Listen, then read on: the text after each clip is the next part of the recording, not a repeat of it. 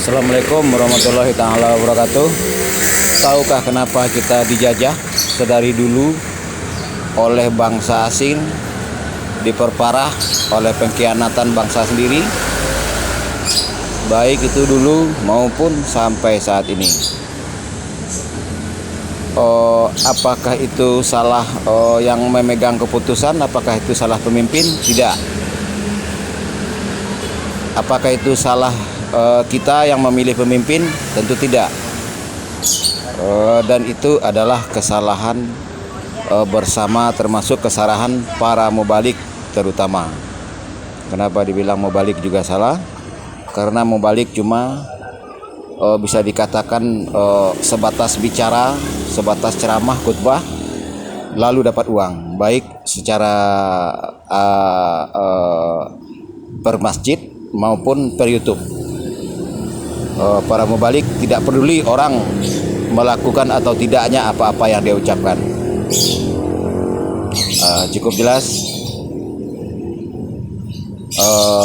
Dan kalau dulu itu bangsa asing menguras sumber daya alam, tambang, bahkan sampai saat ini dalam waktu dekat mungkin harta karun yang masing-masing penerus kerajaan kesultanan yang akan dikuras dan tidak bisa melakukan apa-apa. Nah, inilah yang saya maksud selama ini, untuk melakukan kaderisasi, bimbingan dan hantaran, bekal menjalankan amanah supaya sadar sandi dan tuah, supaya sadar sumber daya alam, supaya sadar harta karun, supaya memanage kaum jamaah masing-masing.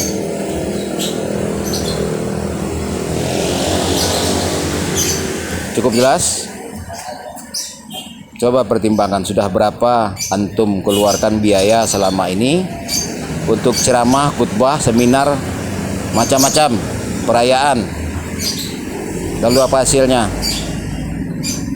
Apakah semahal itu antum jika mendatangkan saya, sementara yang akan dikuak adalah tidak terbayangkan oleh saudara-saudari sebelumnya, baik itu harta karun, baik itu sumber daya alam maupun sumber daya manusia dan lain-lain. Cukup jelas?